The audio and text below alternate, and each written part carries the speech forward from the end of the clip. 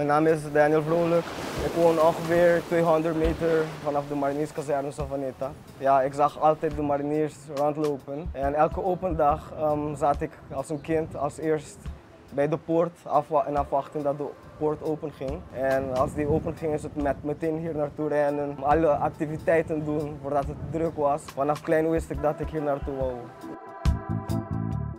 De opleiding was niet zo makkelijk natuurlijk, vooral voor ons Arubanen die naar Curaçao 1 jaar moeten gaan. Maar ik ben ook in Medellin, Colombia geboren, dus ik denk dat dat het makkelijker voor mij mee heeft gemaakt. Ik was gewend een beetje uit mijn comfortzone te zijn. Nu ben ik Commander Trainingsunit bij de Armil. Dat houdt in dat ik de sociale vormingstraject samen met een team van 8 mannen draait. En met hetzelfde team zorgen we ervoor dat alle trainingen en alles bij de Armil gebeurt eigenlijk. De rooster maken voor de manschappen en de troep dat operationeel op dit moment is.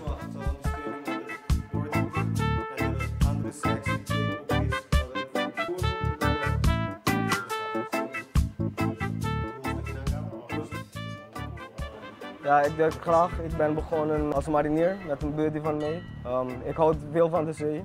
Ik hou echt veel van de natuur, van dieren. Dus ja, ik vind het ontzettend mooi. Ik hou om te scuba diven, te duiken, te freediven ook. Dus ja, de weeromstandigheden bepalen eigenlijk wat ik kan doen.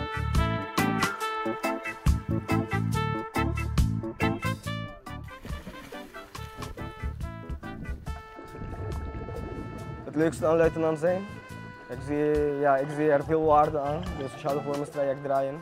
Ja, het is echt mooi. Die jonge mannen hier zien komen. Ja, ze weten niet wat ze willen. Ze hebben geen discipline, misschien geen respect. En je ziet wel een verschil na de fase 1, dat is de militaire fase, waar ze verschillende normen en waarden leren.